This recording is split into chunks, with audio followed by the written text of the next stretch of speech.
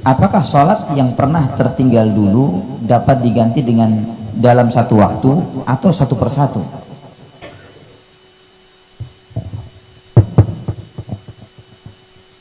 Ya, sholat yang pernah ditinggalkan,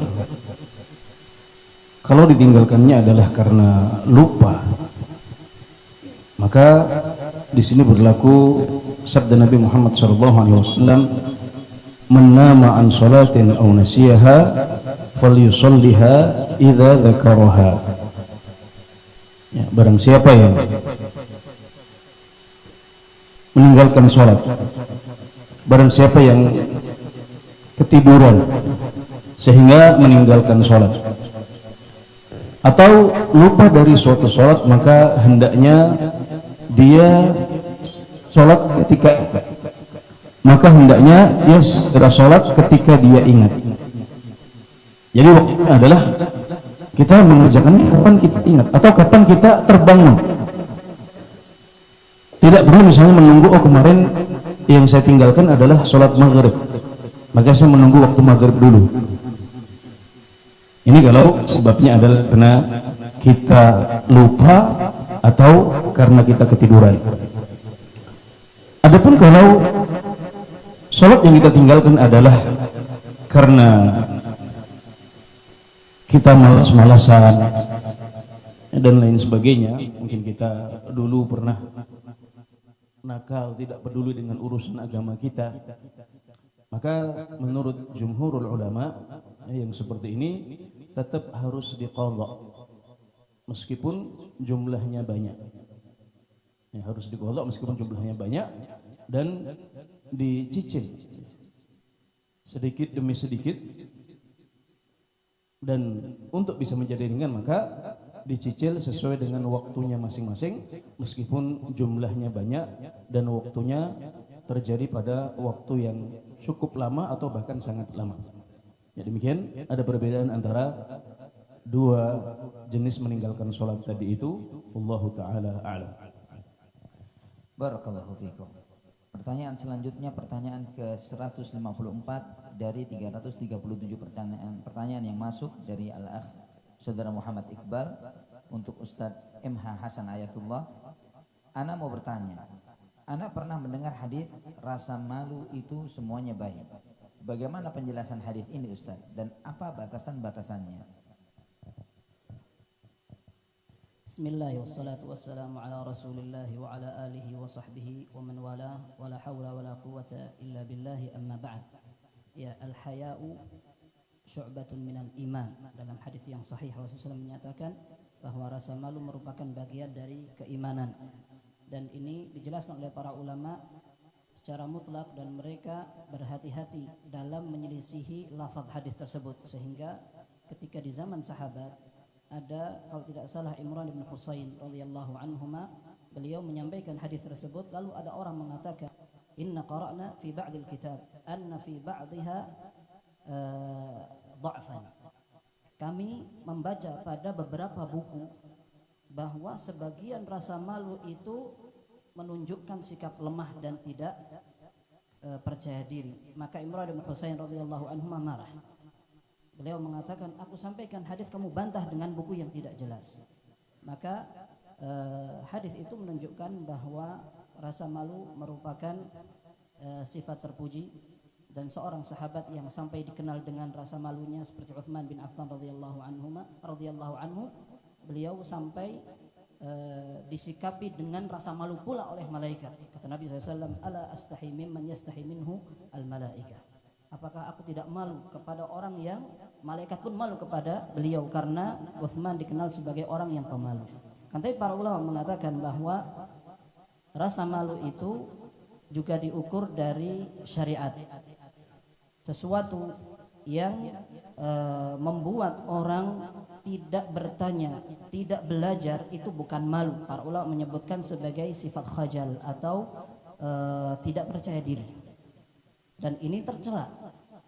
Maka justru tadi yang sudah disebutkan oleh Ustaz Syafiq tentang kaum wanita di zaman sahabat, mereka malu sebagaimana wajarnya orang, yang kedua sebagai kaum wanita, apalagi pertanyaannya berkaitan dengan hal pribadi.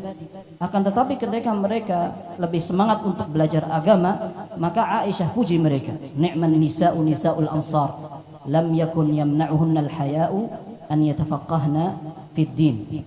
Sebaik-baik wanita adalah wanita Ansar, mereka tidak dihalangi rasa malu untuk belajar agama. Dan ini disampaikan ketika seorang wanita Ansar bertanya bagaimana tata cara bersuci dari haid.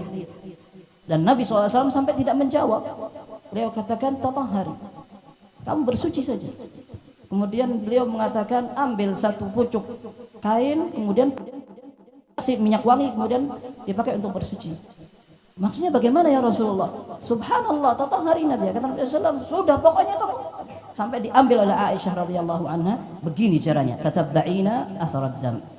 Kamu bersihkan dengan kapas itu tempat keluar darah. Maka wallahu alam tidak diingatkan. Mengingat di zaman sekarang ketika orang sudah mulai diobrak-abrik dengan modernisasi dan kemajuan, sampai rasa malu itu hilang. Dari wanita yang berhijab, bahkan ibu-ibu di depan kamera dia berjoget seolah dia tidak berhadapan dengan tanggung jawab apapun, gara-gara ada berbagai aplikasi, sampai dia lupa dan sedang apa dan kapasitasnya apa. Sampai ada sebuah skripsi dari seorang mahasiswi bagus sekali, dia katakan bagaimana pengaruh lunturnya rasa malu dan penerapannya dalam hadis al-haya'u minal iman itu ketika ada sebuah aplikasi. Aplikasi itu mungkin antum sudah tahu semua. Barangkali kena semprit kalau disebutkan kan. Ya, jadi wallahu alam rasa malu itu diukur dengan syariat pula. Wallahu alam bissawab. Barakallahu fiik. Pertanyaan selanjutnya, pertanyaan ke-75 dari 349 pertanyaan yang masuk dari saudari Aulia Anandita Malanur kepada Ustadz Iqbal Gunawan. Mohon izin bertanya Ustadz, bagaimana kiatnya ya Ustadz agar bertakwa kepada Allah, ikut kajian juga tapi masih maksiat, nonton drama Korea, lagu, jalan juga. Mohon nasihatnya Ustadz. Jazakallahu khairan.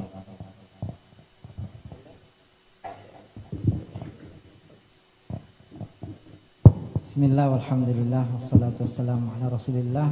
Sebenarnya sudah senang tadi, nggak ada pertanyaan kan.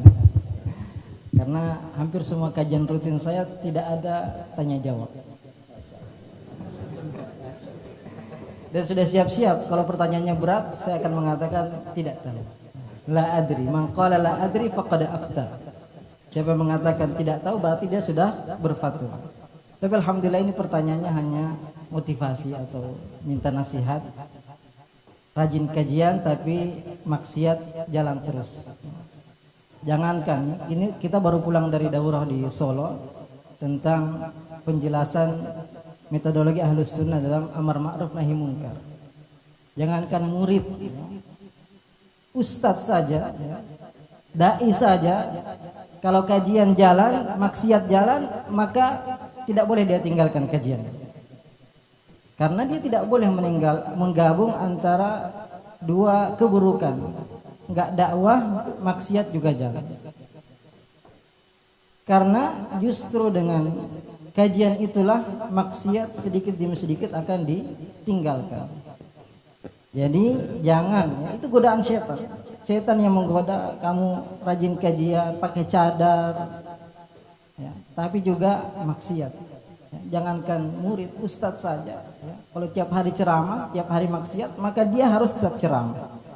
Peminum khamr, dia minum khamr, samping minum khamr, dia tetap wajib untuk ingkarul munkar. Apalagi ya, seperti yang ditanyakan tadi, dia justru harus terus berdoa kepada Allah Subhanahu wa taala agar dimudahkan meninggalkan maksiat dan jangan menggabung dua keburukan ya. Tidak kajian, maksiat, tambah rajin. Wallahu a'lam. Barakallahu fiik. Pertanyaan berikutnya, pertanyaan ke-41 dari 349 pertanyaan yang masuk dari saudari Evi Agusli untuk Ustadz Erwandi Tarmizi. Bismillah. Dulu mengambil rumah KPR karena belum tahu haramnya riba. Setelah tahu itu riba, rumahnya dijual ketika cicilan masih berjalan. Apakah uang hasil jual rumah tersebut boleh dipakai untuk tambahan biaya umroh karena dana umrohnya kurang sedikit?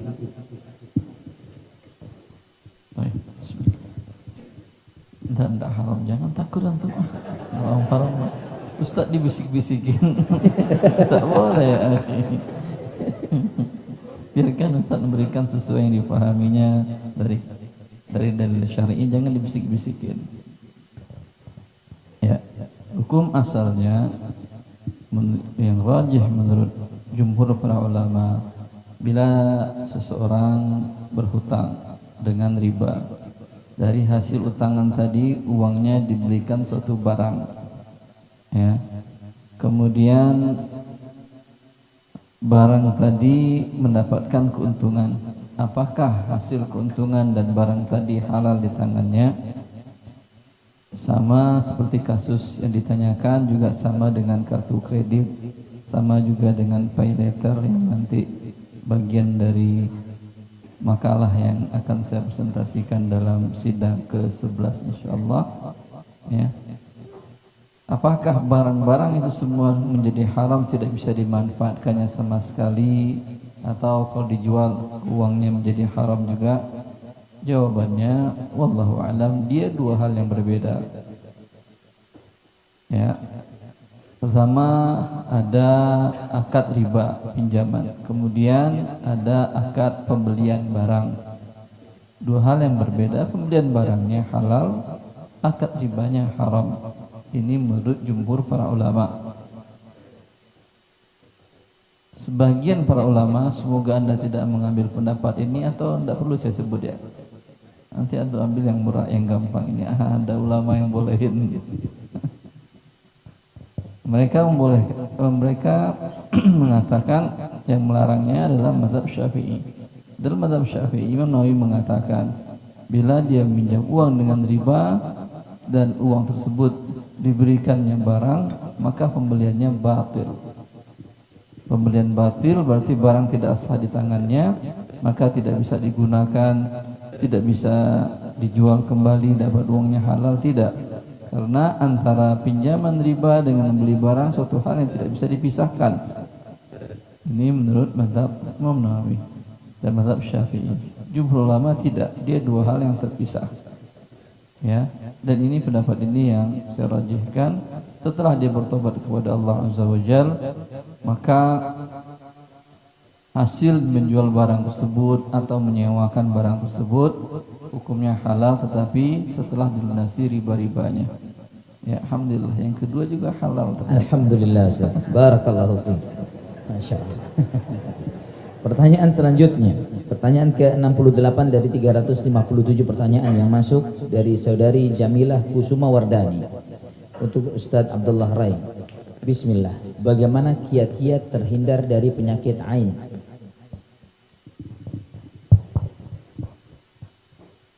Mungkin yang dimaksud adalah bagaimana kiat-kiat supaya tidak tertimpa ain gitu ya Ustaz. Betul Ustaz. Al-ainu hak. Al-ain adalah sesuatu yang hak, bisa menimpa siapa saja. Bagi seorang muslim dan juga muslimah, hendaklah dia mengambil sebab supaya terjaga dari ain tersebut. Tentunya diantaranya yang pertama adalah menjaga azkar, zikir-zikir yang disyariatkan, terutama zikir pagi dan juga petang. Kemudian juga zikir setelah sholat 5 waktu. Kemudian diantaranya adalah jangan sampai seseorang bermudah-mudahan mengabarkan atau menampakkan kepada orang lain sesuatu yang bisa menjadi sebab datangnya musibah tersebut. Contoh misalnya dia membawa atau menunjukkan kepada orang lain kebagusan suara yang dimiliki oleh putranya, atau berlebihan dalam memberikan pakaian kepada anaknya, sehingga bisa menjadi sebab orang lain terkagum-kagum, dan banyak di antara mereka yang tidak mengetahui adab ketika melihat sesuatu yang menakjubkan. Oleh karena itu seorang muslim berusaha untuk menghindar. Dan dahulu Nabi Yakub alaihissalam ketika beliau berkata kepada putra-putranya ketika memasuki kota dan mereka adalah para pemuda, maka beliau berusaha untuk bagaimana putra-putranya ini tidak terkena ain, yaitu dengan cara memasuki kota tersebut dalam pintu atau dari pintu yang berbeda-beda. Ya, jangan sampai terlihat bergerombol sehingga menakjubkan sebagian orang dan bisa mereka terkena ain dengan sebab tersebut, sehingga beliau pun menyuruh mereka untuk memasuki kota tersebut dari pintu yang berbeda. Nah, ini mungkin diantara kiat-kiat dan juga sebab supaya seseorang terhindar dari ain, dan tentunya diantara kiatnya adalah berdoa, meminta kepada Allah Azza wa Jalla dilindungi dari penyakit ain atau dari hasadnya orang-orang yang hasad. Wallahu taala a'lam. Barakallahu fikum. Pertanyaan selanjutnya, pertanyaan ke-151 dari 357 pertanyaan yang masuk dari saudara Indra Abdullah untuk Ustadz Haikal Basyrahil. Apakah seorang muslim yang mati tapi belum sempat mengucapkan kalimat tauhid pada saat sakaratul maut sudah dapat dipastikan mati dalam keadaan su'ul khatimah walaupun semasa hidupnya rajin ibadah? Apakah bisa mendapatkan ampunan dari Allah Subhanahu wa taala? Terima kasih atas pertanyaannya. Pertama, tanda-tanda husnul khatimah itu telah ditetapkan di dalam hadis-hadis Nabi SAW. Maka seseorang tidak boleh dia menghukumi orang ini tanda husnul khatimah kecuali berdasarkan dari dalil. Di antara dalil yang menjelaskan orang itu mati dalam keadaan husnul khatimah adalah ketika dia mati di akhir hayatnya mengucapkan kalimat la ilaha illallah. Man kana akhir kalami la ilaha illallah dakhala al-jannah. Barang siapa yang terakhir dari kalimatnya mengucapkan kalimat la ilaha illallah, maka dia akan masuk surga. Termasuk seperti itu pula, tidak boleh kita menghukumi seseorang orang itu mati dalam keadaan su'ul khatimah kecuali berdasarkan dalil syar'i, ya. Maka ketika kita melihat mungkin ada sebagian orang ya matinya tidak tersenyum, oh ini kayaknya diadab ini orang ini. Ya, atau sebaliknya seseorang melihat orang lain matinya tersenyum, oh ini tandanya husnul khatimah. Padahal kedua tanda tersebut tidak disebutkan di dalam hadis-hadis Nabi SAW. Maka ketika kita tidak mengetahui seseorang itu apakah dia ada padanya tanda-tanda husnul khatimah ataukah ada tanda-tanda pada husnul khatimah, tentu kita tidak bisa mengatakan orang ini mati dalam keadaan husnul khatimah atau orang ini mati dalam keadaan husnul khatimah. Tetapi kalau seorang sudah mati dalam keadaan Islam, maka ini tanda baik, ya. Orang mati dalam keadaan beriman kepada Allah Subhanahu wa taala, ini tanda baik. Dia akhir hayatnya dia berada dalam agama Islam, maka dia mendapatkan keamanan secara umum, ya pasti dia akan masuk surga. Ya pasti dia akan masuk surga, walaupun ada yang langsung dimasukkan oleh Allah Subhanahu wa taala dalam surga, dan ada juga sebagian kaum mukminin ya disiksa dulu di neraka ya sampai ya dicuci ya di neraka, kemudian Allah masukkan ke dalam surga. Tetapi intinya orang mati dalam keadaan Islam, dalam keadaan beriman kepada Allah, tentu ini mati ya dalam keadaan baik. Ya seseorang mati dalam keadaan beriman kepada Allah Subhanahu wa taala. Wallahu taala a'lam. Barakallahu fiik. Pertanyaan selanjutnya, pertanyaan ke-118 dari 364 pertanyaan yang masuk dari saudari Mutia Paramita untuk Ustadz Muhammad Nur Ihsan. Assalamualaikum Ustadz, Afwan bertanya, saya sangat menikmati berdoa di setiap sujud di dalam sholat. Di momen tersebut terasa dekat dengan Allah, bahkan seringkali berurai air mata. Apakah hal tersebut boleh saya lakukan Ustaz?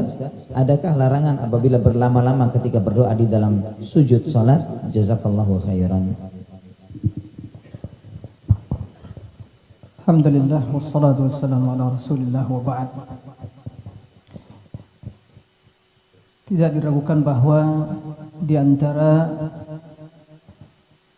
posisi atau keadaan seorang yang sedang melakukan salat, di mana dalam posisi tersebut diperintahkan dia banyak berdoa adalah di waktu sujud. Bagaimana sabda Nabi alaihi salatu wassalam, wa fi sujud fa akthiru minad du'a. Di waktu sujud perbanyaklah berdoa. Dan doa yang banyak diucapkan Nabi sallallahu alaihi wasallam waktu sujud, ya muqallibal qulub, tsabbit qalbi ala dinik. Dan memperpanjang sujud tentu dilihat dari kondisi seorang yang sholat. Jika seandainya sholat berjamaah dia sebagai makmum, tentu dia harus mengikuti imam. Innama ju'ilal imam liyu'tamma bihi. Ya. Kalau imam sudah bangkit dari sujud, ya dia bangkit juga.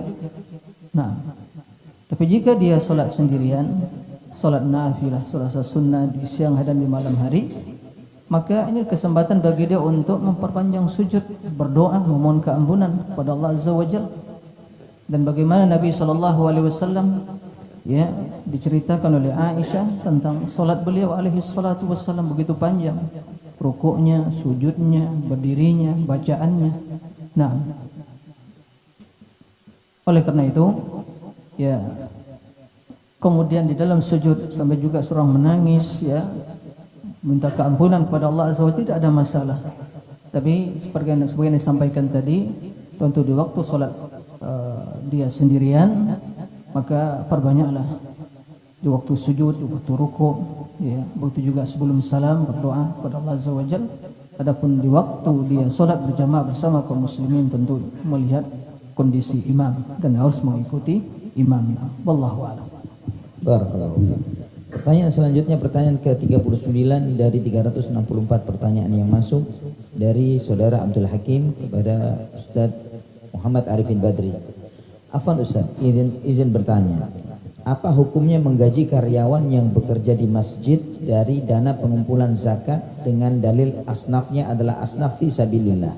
Satu lagi, secara persentase, berapakah maksimal amil boleh mengambil haknya, baik dari dana zakat atau infak? Baik, barakallahu fiik. Dewan Fatwa sudah pernah mendiskusikan satu tema, siapa saja yang masuk kriteria fisabilillah. Dan kemudian sampai pada kesimpulan fatwa bahwa fisabilillah itu sudah dijelaskan dalam beberapa riwayat adalah semua aktivitas yang tujuannya adalah i'la kalimatillah, menegakkan agama Allah, baik dengan senjata ataupun dengan lisan atau dengan media, maka masuk kriteria fisabilillah, sehingga tidak perlu menggunakan haknya amil, karena marbot itu tidak bertugas menyalurkan zakat, tidak bertugas memungut zakat, kecuali bila memang sebagai marbot juga bertugas juga memungut zakat dari jamaah masjid. Namun ingat bahwa yang layak dikatakan sebagai amil adalah orang yang telah legal menjadi pejabat resmi, ya, lazis atau bazis, yang diresmikan oleh pemerintah. Karena tugas memungut zakat dan mendistribusikan zakat itu adalah tugas pemerintah, sehingga yang berhak memungut dan mendistribusikan adalah orang yang mendapatkan pelimpahan hak dari pemerintah. Nah, kalau memang masjid, di beberapa masjid itu sudah punya badan zakat sendiri, lembaga amil zakat sendiri, maka mereka berhak menerima dana tersebut. Ya. Kemudian jika pendek kata boleh menggunakan haknya fisabilillah, karena tentu saat ini di negara kita yang paling sangat dibutuhkan adalah pelayanan masjid. Karena dari pemerintah tidak ada dana untuk kemakmuran masjid, maka boleh menggunakan itu, namun seperlunya. Jangan eksploitasi dana zakat dengan dalih amil ataupun yang lainnya, proporsional, ya. Namun tidak ada batas yang kaku. Sekali lagi kembali pada kondisi yang ada di masyarakat. Jadi amilnya cuma 5 orang, takmir cuma 5 orang, sedangkan dana zakatnya besar. Ya jangan dibagi 8, seperdelapannya bisa jadi miliaran rupiah dari jamaah masjid tersebut. Maka tidak seperti itu, ya. Sesuai dengan kebutuhan dan proporsional kelayakannya. Kemudian yang kedua tadi, apa maksud? Yang kedua? Batas maksimal tadi Ustaz. Batas maksimal tidak ada batas maksimal ya, proporsional. Ya sesuai dengan kebutuhannya. Sebagai gambaran, fakir miskin berapa haknya mendapatkan dari dana zakat. Banyak ulama mazhab Hambali, mazhab Syafi'i menjelaskan kebutuhan dia selama 1 tahun. Itu batasnya. Sehingga masing-masing sesuai dengan kondisi. Kalau dia rumah tangganya besar, ada 5 orang anak, 1 orang istri berarti 6 kepala, maka kebutuhan untuk mencukupi kebutuhan orang tersebut selama setahun boleh dibayarkan dari dana zakat. Tapi kalau dia bujang, fakir sendiri, duda, janda, tentu kebutuhannya berbeda ya, sesuai dengan kebutuhan, karena fungsi zakat adalah untuk mencukupi kebutuhan ke-8 kelompok masyarakat tersebut. Wallahu ta'ala. Barakallahu fiik. Pertanyaan selanjutnya, pertanyaan ke-37 dari 364 pertanyaan yang masuk dari saudari Sina Martavina untuk Ustadz Sofyan Baswedan. Apabila kita mandi di kamar mandi, bolehkah sambil berzikir? Dan kedua, bolehkah kita memakai tas saat keluar rumah? Biasanya kami pakai ketika di atas jilbab atau di dalam jilbab supaya tidak membentuk lekukan tubuh. Sekaligus 2 pertanyaannya Ustaz ya. Betul, 2 Ustaz. Terkait dengan zikir di kamar mandi, kalau dengan lisan maka itu yukhalif adab al-khala, tidak sesuai dengan adab orang berada di tempat yang dipakai untuk membuang najis ya. Kamar mandi kan penuh dengan, ya biasanya itu orang buang najis di situ, sehingga bukan tempat untuk berzikir dengan lisan. Tapi kalau zikrul qalb nggak ada masalah. Ibn Abbas juga pernah ditanya tentang orang yang apa namanya yastahzir, atau tapi tanpa mengucapkan dengan lisan ya, hanya dalam hati saja, nggak ada masalah, karena orang yang hafal Quran tuh Qurannya juga ada dalam hatinya dia terus, kemana-mana dia ada di situ Al-Qurannya, jadi tanpa dilafatkan. Jadi itu terkait dengan pertanyaan yang pertama. Kesimpulannya kalau diucapkan tidak boleh, bukan tempatnya. Tapi kalau dalam hati tidak ada larangan di situ. Yang kedua terkait orang yang bawa tas tadi ya. Iya betul. Tasnya diletakkan di mana tadi? Memakai tas ketika keluar rumah.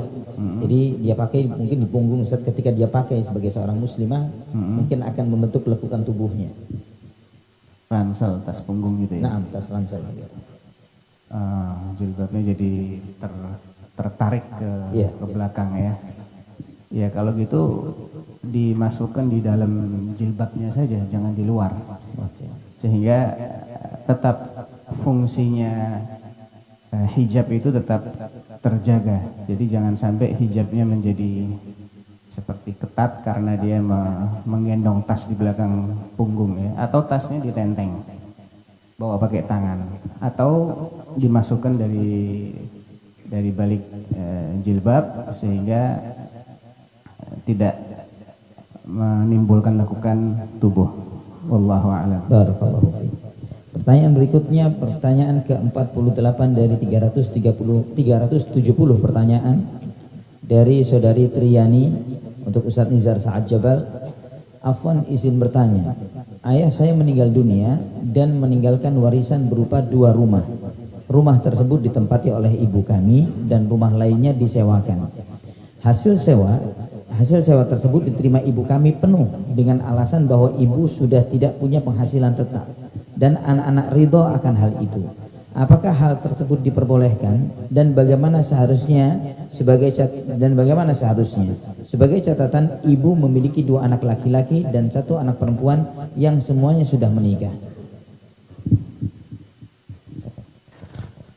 Bismillahirrahmanirrahim. Alhamdulillah, salatu wassalamu ala rasulillah wa ba'd. Tentu hasil dari harta peninggalan itu juga bagian dari warisan. Seperti dalam pertanyaan tadi, ada rumah warisan. Artinya rumah punya ayah, kemudian ayahnya wafat, lalu rumahnya dikontrakin. Maka hasil dari kontrakan itu pun menjadi warisan. Atau ayah memiliki mobil, lalu mobilnya disewakan. Ayah punya toko, lalu tokonya dijalankan oleh anak-anaknya. Bahkan bisa jadi toko yang dijalani anaknya ini bisa maju pesat, bisa jadi besar. Maka semua itu juga termasuk dalam warisan semuanya. Ini nanti ada rinciannya tentu kalau masalah usaha ya. Ini Ustaz Irwandi, Ustaz Arifin nanti yang di sana. Jadi itu tetap menjadi bagian dari harta warisan. Ini yang pertama. Yang kedua, ketika itu bagian dari harta warisan, maka hak sepenuhnya di tangan para ahli waris. Yang ketiga, jika para ahli waris setuju, ridha tanpa pengecualian, ya, tidak ada satupun yang menuntut haknya, semuanya ridha, rela memberikan haknya kepada sang ibu, maka ini adalah bentuk bakti mereka kepada sang ibu yang luar biasa. Secara hukum waris, maka itu boleh karena jatuhnya adalah mereka menghibahkan hak mereka kepada sang ibu. Dan ini luar biasa. Di sisi lain adalah ini bentuk berbakti kalian kepada ibu kalian. Sudah waktunya ibu kalian untuk beristirahat. Sekian puluh tahun beliau capek merawat, mendidik Anda, pusing memikirkan kebutuhan Anda. Sudah waktunya beliau untuk duduk dan istirahat, menikmati, dan inilah waktu Anda untuk menunjukkan sebagai anak yang soleh dan solihah. Wabillahi taufiq, wallahu a'lam. Barakallahu fiik. Pertanyaan selanjutnya, pertanyaan ke-28 dari 370 pertanyaan yang masuk dari saudara M. Ihsan Izzuddin untuk Ustadz Syafiq Reza Basalama. Bagaimana sikap saya sebagai seorang anak apabila ayah saya hendak memutus tali silaturahmi terhadap keluarga ibu saya?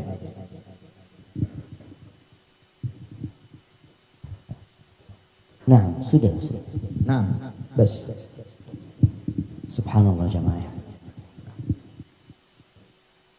Allah itu menjadikan hidup ini sebagai bala. Dan kita berada di negeri bala. Allah Azza wa Jalla mengatakan wa ja'alna ba'dakum li ba'din fitnah atasbirun. Kami jadikan sebagian kalian itu fitnah buat yang lain, buat sebagian lain. Poinnya kalian sabar nggak menghadapi itu. Ada anak yang diuji sama orang tuanya, ada orang tua yang diuji sama anaknya, ada suami yang diuji sama istrinya, istri diuji sama suaminya. Pokoknya kemanapun kita pergi, kita akan ketemu yang namanya bala. Manusia itu tidak ada ceritanya keluar dari ruang ujian. Yang ada dia berpindah dari satu ruang ujian ke ruangan lain. Dan insya Allah semua yang ada di tempat ini punya ujian masing-masing. Dan kembali ke pertanyaan tadi, apa sikap anak menghadapi orang tua yang hendak memutuskan silaturahim sama keluarga ibunya? Maka yang pertama, hendaklah sang anak mencari tahu sebabnya. Apa yang menyebabkan orang tua yang insya Allah tahu sama hukum bahwa orang yang memutuskan silaturahim itu nggak bakal masuk surga. La yadkhulul jannah qati'. Tapi kenapa orang tua melakukan itu? Setelah dicari tahu sebabnya, berusaha sang anak ini untuk memperbaiki. Boleh jadi penyebabnya memang dari keluarga ibu, yang mereka mungkin melakukan sebuah kesalahan, maka anak di sini tampil untuk memperbaiki hubungan itu dengan cara mungkin meminta maaf kepada orang tuanya, mewakili keluarga ibunya. Mudah-mudahan dengan cara seperti itu orang tua jadi menerima kembali keluarga ibunya. Yang kedua, dia perlu doakan ibu. Yang ketiga, bukan ibunya, dia doakan bapaknya. Yang ketiga, dia perlu juga mungkin berbagi hadiah kepada ayahnya sendiri dengan mengatasnamakan dari keluarga ibu. Di antara bohong yang diperbolehkan itu adalah bohong dalam rangka memperbaiki dua orang yang bertikai. Ajak orang tuanya datang ke majelis ilmu, ajak orang tuanya datang ke kuburan, ziarah kubur, karena itu akan dapat melembutkan hati. Hadza wallahu a'lam bishawab. Barakallahu fiik. Pertanyaan berikutnya ke 33 dari 370 pertanyaan yang masuk dari saudara Tengku Hairul Rijal untuk Ustadz Nafi' Zainuddin. Assalamualaikum. Semoga ustadz-ustadz dibahagiakan oleh Allah dunia dan akhiratnya dan diperkuat tauhidnya oleh Allah. Ustadz, maksud dari perilaku lemah lembut bagaimana Ustadz? Apakah termasuk cara menutup pintu dan mengendarai kendaraan juga termasuk seperti pelan-pelan menutup pintu, jangan berisik dan pelan-pelan dalam berkendara? Tapi orang-orang pada akhirnya jadi marah kalau diajak seperti itu dan akhirnya bermusuh-musuhan karena kecenderungannya tergesa-gesa. Mohon dijelaskan. Alhamdulillah, nusalli wa nusallim ala Rasulillah. Di antara yang kita ketahui dari nasihat para ulama adalah lembut ketika kita memang harus lembut dan keras ketika kita harus keras. Bukan berarti dalam segala hal kita berbuat lembut. Memang di dalam hadis juga disebutkan bahwasanya kelembutan itu tidak akan menambahkan kecuali kebagusan. Bagaimana memperinci lembut, keras dan sebagainya, wallahu taala alam. Di sini ada Mas saya tidak bisa menjawab, ikhwah. Ustaz Ali, saya serahkan kepada antum, Ustaz. Ke siapa, Ustaz? Saya serahkan kepada antum, Pak. Di sini ada Mas saya, kalau antum ihalah kepada salah satu. Allah ibarik fikum, Ustaz. Baik, ikhwah fillah rahimani wa rahimakumullah. Ana akan mengumumkan bahwa pertanyaan yang sudah dijawab insya Allah ada hadiah ya, souvenir yang bisa diambil di boothnya Fatwa TV. Dan jangan sampai pengumuman ini membuat membludaknya pertanyaan yang masuk. Sudah 384 pertanyaan yang masuk. Pertanyaan selanjutnya, pertanyaan ke-60 dari 384 pertanyaan dari saudari Agusti untuk Ustadz Anas Burhanuddin. Izin bertanya Ustadz, pernah saya sholat subuh berjamaah di masjid dalam keadaan sangat letih sekali dan kurang tidur dalam beberapa hari, sehingga ana merasa ana terluput sujud kedua. Pada rakaat kedua ana merasa sujud pertama, langsung tahiyatul akhir.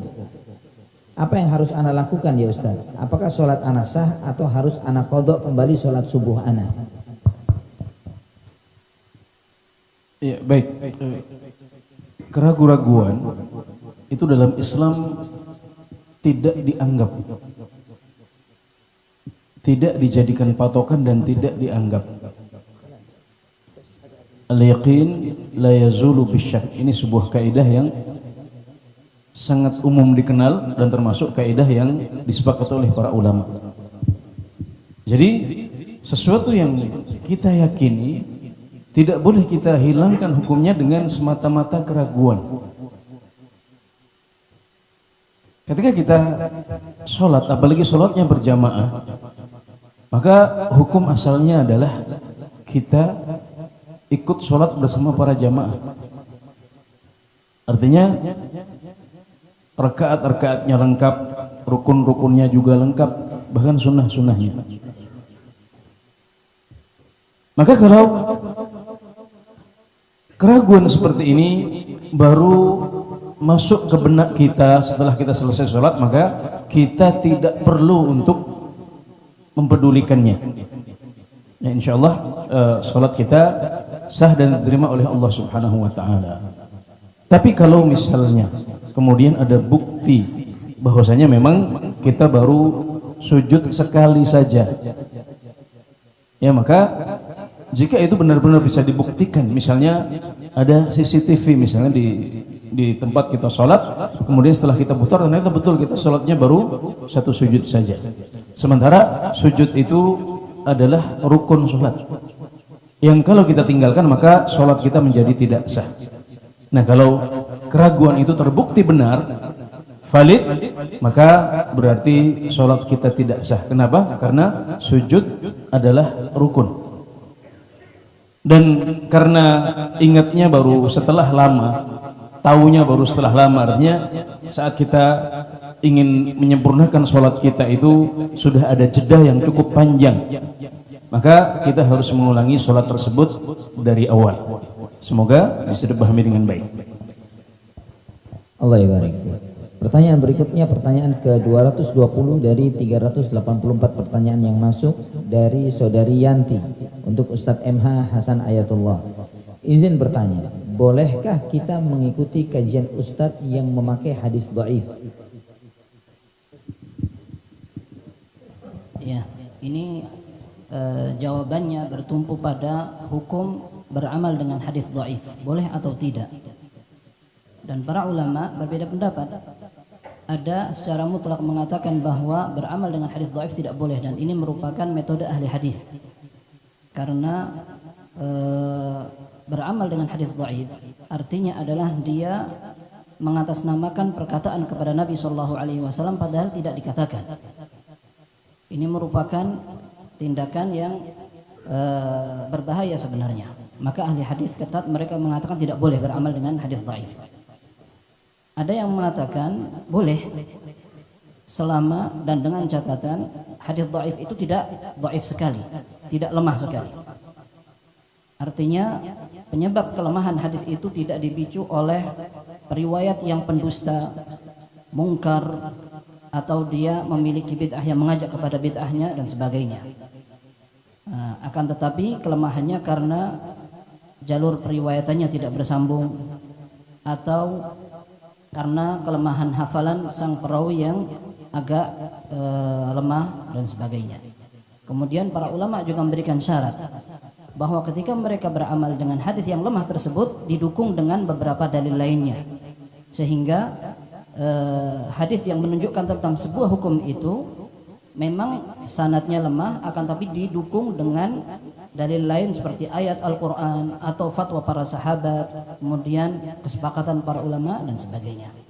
Kemudian yang ketiga, mereka katakan tidak boleh ketika beramal dengan hadis dhaif dia meyakini bahwa hadis itu sahih. Maka perlu juga diingat ketika dia sedang mengamalkan sebuah ibadah seperti puasa, kemudian dia tahu fadilah puasa akan menggugurkan dosa misalkan, lalu ada sebuah hadis yang dia yakini itu benar, sumu tasihhu, berpuasalah kalian niscaya kalian akan sehat. Akhirnya puasa dijadikan salah satu solusi untuk diet.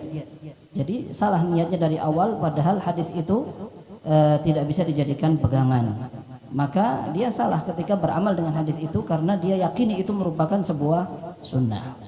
Nah, dari jawaban ini baru kita bisa mendapatkan kesimpulan tentang seorang dai yang membawakan hadis tersebut. Ditambah lagi, para ulama menganggap bahwa beramal dengan hadis yang lemah ini dianggap ringan atau ditoleransi pada beberapa kasus seperti menceritakan sirah Nabi. Banyak hadis yang lemah, tapi mereka anggap ini bisa ditolerir. Kemudian tafsir, kemudian raqaiq az-zuhud dalam pembahasan tazkiyatun nufus, akhlak dan sebagainya, motivasi atau memberikan ancaman. Maka para ulama menganggap ini adalah hal yang bisa menggunakan penguat hadis-hadis yang lemah. Maka ketika kita mengetahui hukum asalnya, maka tidak masalah seorang melihat beberapa ustadz yang menggunakan hadis dhaif dalam ketentuan-ketentuan tersebut. Adapun ada beberapa dai yang memang semua materi pengajiannya kalau tidak ada hadisnya tapi lemah. Kita ingin menyadarkan diri kita bahwa para ulama mengatakan kenapa hadis dhaif itu bisa menyebar di tengah masyarakat. Karena hadis yang sahih jarang dibahas, sehingga hadis dhaif itu punya peluang, punya ruang di tengah masyarakat. Maka tugas kita untuk semakin semangat dalam mempelajari warisan Nabi Shallallahu Alaihi Wasallam. Hadis itu kita pelajari, dan kalau perlu kita siap untuk menyiapkan nafas panjang membaca hadis Sahih Bukhari, Sahih Muslim, atau minimal karya para ulama yang menggabungkan atau meringkas hadis Sahih Bukhari dan Muslim, agar hadis-hadis yang lemah itu tersibukkan untuk dipelajari karena sudah banyak hadis-hadis yang sahih. Wallahu a'lam bishawab. Barakallahu fiik. Alhamdulillah. Ikhwah fillah rahimani wa rahimakumullah. Alhamdulillah, ini pertanyaan yang masuk sudah hampir 400 pertanyaan, dan harap antum bersabar, insyaallah di akhir acara ini kebetulan Ustadz Syafiq nanti akan memberikan kuis karena beliau sepertinya bawa banyak hadiah dari Jember, ya, dan 10 pertanyaan itu akan dibacakan oleh beliau, dan jika menurut beliau pertanyaan-pertanyaan itu antum jawab dengan benar, antum bisa mengambil hadiahnya di boothnya Fatwa TV, tapi di akhir acara setelah pertanyaan terjawab. Pertanyaan berikutnya, pertanyaan ke-77 dari 394 pertanyaan dari Saudara Fayyal kepada Ustadz Iqbal Gunawan. Bolehkah seorang kepala keluarga memberi syarat yang memberatkan untuk ikhwan yang mengkhidbah putrinya? Ini sepertinya curcol, Ustaz. Seperti harus sudah mapan secara ekonomi, punya rumah, kendaraan, dan lain-lain. Yang mana masalah rezeki bukankah sudah ada yang menjamin, yaitu Allah Subhanahu wa taala. Yang penting ikhwannya mau berusaha. Fadhal, Ustaz. Ini fikih ini, Ustaz Arifin ini. Ustaz Arifin. Begitu, Ustaz. Fadhal, Ustaz Arifin.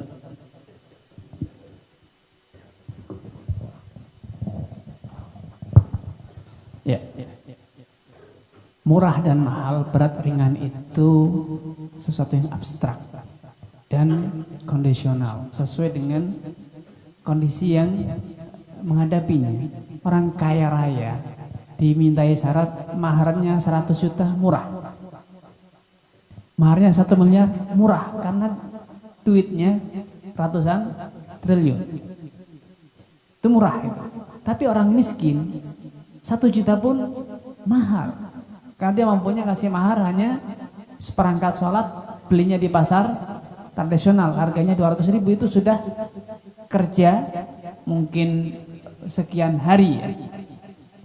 Sehingga ini pertanyaan yang abstrak sekali, sehingga tidak bisa dikatakan general ya. Memang bisa jadi tidak layak Anda melamar putrinya dia.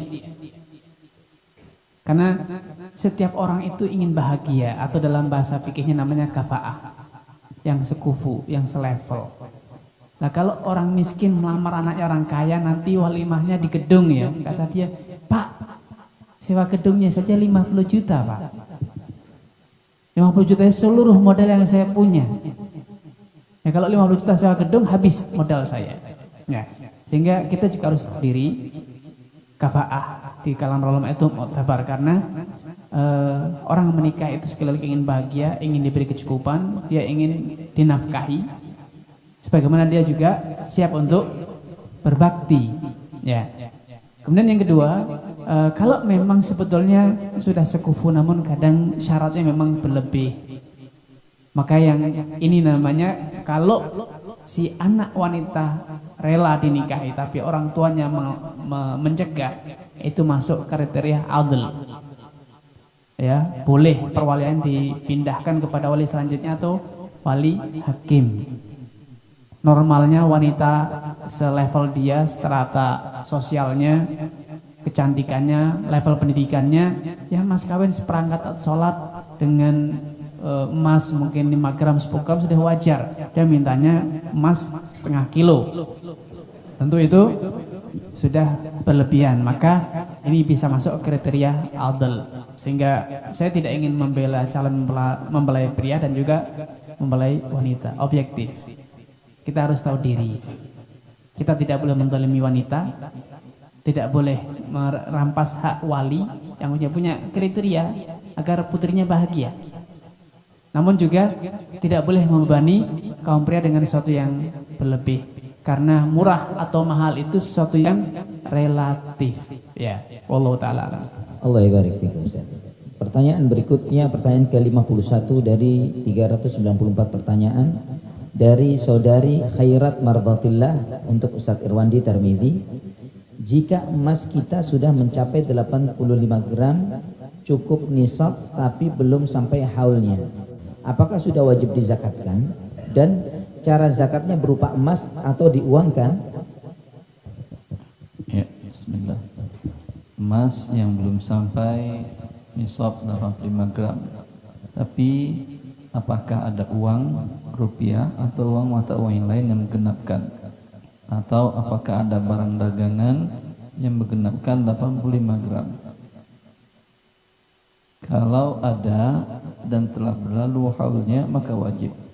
Kalau tadi pertanyaan belum haul ya, belum haul maka tidak wajib. Ini sudah belum haulnya Ustaz, hanya nisabnya sudah masuk tapi haulnya belum Ustaz. Ya, kalau belum haul tidak ada kewajiban zakat sama sekali.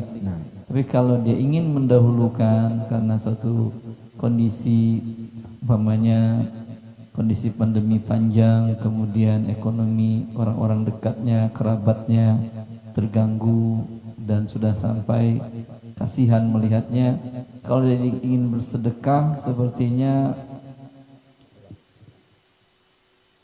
dia pun masih pikir-pikir apakah lebih baik bagi dia mendahulukan zakatnya.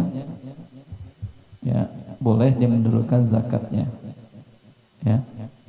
Dan ini bagus dalam kondisi seperti tadi, sehingga nanti pada waktunya dia akumulasikan berapa yang sudah dia keluarkan zakat di awal, kemudian dia hitung kembali, bila sesuai alhamdulillah, bila masih ada kekurangan tinggal dia keluarkan kembali. Bila berlebih dikeluarkannya dari kewajiban zakat, berarti dia punya deposit zakat untuk tahun selanjutnya. Ya. Ini Rasulullah SAW pernah mengambil zakat dari Al-Abbas bin Abdul Muttalib untuk 3 tahun ke depan ketika kondisi keuangan negara bermasalah. Sedangkan butuh biaya untuk perang, maka beliau ambil zakat untuk 3 tahun ke depan, termasuk dan terada dari Al-Abbas, sehingga kondisi keuangan negara tercukupi untuk jihad fi sabilillah, sehingga tidak perlu berhutang mengelola kehidupan tadi. Ya, wallahu a'lam. Ini boleh lagi kan jawabannya? Udah 3 kali boleh terus. Alhamdulillah. Allah ibarik. Gak ada yang haram. Semua boleh. Wafaqakallah. Pertanyaan berikutnya, pertanyaan ke-52 dari 404 pertanyaan dari saudara Muhammad Hafidh Azhar Kurniawan untuk Ustadz Abdullah Rai. Ada 2 pertanyaan di sini Ustadz. Yang pertama, apakah ada perbedaan antara mujassimah dengan musyabbihah atau ada kesamaan? Karena ada yang mengatakan mujassimah itu menetapkan sifat-sifat Allah secara zahir seperti mata, tangan, pendengaran dan lain-lain, meski tanpa membayangkan atau menyamakan diri dengan makhluk. Sedangkan musyabbihah dengan menyamakan sifat tersebut dengan makhluk. Pertanyaan kedua, apakah perayaan tahun baru diperbolehkan dengan alasan ini perkara muamalah bukan bagian dari agama? Pertanyaan yang pertama, wallahu alam, tentang perbedaan antara mujassimah dengan musyabbihah. Musyabbihah lebih umum ya, karena makna musyabbihah adalah menyerupakan. Adapun mujassimah maka maksudnya adalah menyerupakan dengan jisim. Wallahu alam, di sini ada keumuman dan juga kekhususan. Musyabbihah ini lebih umum daripada mujassimah. Adapun yang kedua tentang merayakan tahun baru dengan alasan apa tadi? Muamalah. Ya, sekedar muamalah saja, maka meskipun demikian ini tetap sesuatu yang dilarang, karena kita melihat asal bahwasanya orang-orang yang merayakan tahun baru tersebut asalnya ada kaitannya dengan agamanya. Ada kaitannya dengan agamanya, sehingga meskipun seseorang memaksakan ini hanyalah sekedar sebagai muamalah, tidak enak dengan orang lain karena dia adalah tetangga kita, karena dia adalah atasan kita atau teman-teman, maka tetap perkaranya dilarang. Wallahu taala a'lam. Barakallahu fiik. Pertanyaan selanjutnya, pertanyaan ke 187 dari 404 pertanyaan yang masuk dari saudara Yusuf Raihan Nabil untuk Ustadz Haikal Basyrahil. Afwan Ustadz, ana pernah membaca hadis dilarangnya seorang ikhwan sering menyisir, tetapi di dalil lain menjelaskan Allah mencintai keindahan. Dan apakah ikhwan boleh menjaga penampilan dengan menggunakan skincare?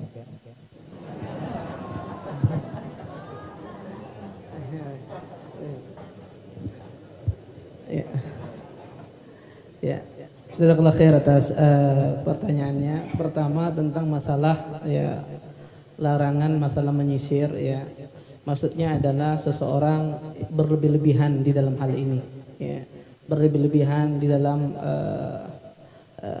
merawat tubuhnya, dia menyisir, mengasih minyak setiap hari semacam itu ya, sehingga menghilangkan waktu yang begitu banyak. Maka ini dimaksudkan ya sifat yang berlebih-lebihan. Adapun yang tidak berlebih-lebihan maka tidak mengapa. Karena pada asalnya hal itu diperbolehkan seseorang menjaga kerapiannya, menjaga kebersihannya. Adapun yang kedua, masalah skincare ini mungkin ini berkaitan dengan muamalat. Ya, tetapi intinya seorang laki-laki tidak boleh menyerupai kaum wanita. Kalau seandainya itu ciri khas kaum wanita pakai skincare misalnya, itu ciri khasnya, maka tentu ya kaum laki-laki tidak boleh menyerupainya. Tapi kalau seandainya itu bukan ciri khas identik dengan kaum wanita, pada asalnya seseorang berhias atau berdandan yang memakai sesuatu yang rapi, maka itu diperbolehkan karena tidak ada dalil yang melarang. Tetapi di sini adalah adanya tasyabbuh. Kalau ada itu adalah ciri khas kaum wanita, maka tidak boleh. Ya, man tasyabbaha biqaumin fahuwa minhum. Ya, dan Nabi SAW melarang juga seseorang laki-laki menyerupai wanita, wanita menyerupai laki-laki. Wallahu a'lam, saya tidak tahu apakah skincare itu ciri khas wanita ataukah laki-laki juga bisa memakai demikian. Mungkin nanti bisa dijawab oleh Ustaz Irwandi atau Ustaz Arifin atau Ustaz Anas, silahkan. Allah ibarik fiik. Selanjutnya pertanyaan ke-96 dari 404 pertanyaan yang masuk dari saudara Dedi Sugiarto untuk Ustaz Muhammad Nur Ihsan. Saya seorang trainer di salah satu perusahaan transportasi terbesar di Jakarta. Ada peraturan perusahaan tentang grooming pengemudi. Ada peraturan rambut, kumis dan janggut harus tercukur rapi. Apakah boleh hukumnya saya menekankan bahwa janggut harus tercukur rapi saat mentraining? Allahu alam, tanyakan kepada yang lebih ahlinya. Siapa Ustaz? Tanya ini Ustaz Arifin, Ustaz siapa lagi? Ustaz Irwan, Ustaz Anas. Nah, barakallah. Tafadhal Ustaz Arifin Badri.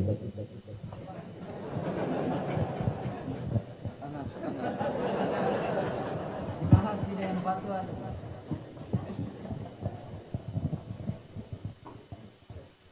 Bismillahirrahmanirrahim. Wala ta'awanu 'alal itsmi wal 'udwan. Allah Subhanahu wa taala berfirman yang artinya jangan kalian bekerja sama dalam dosa dan maksiat.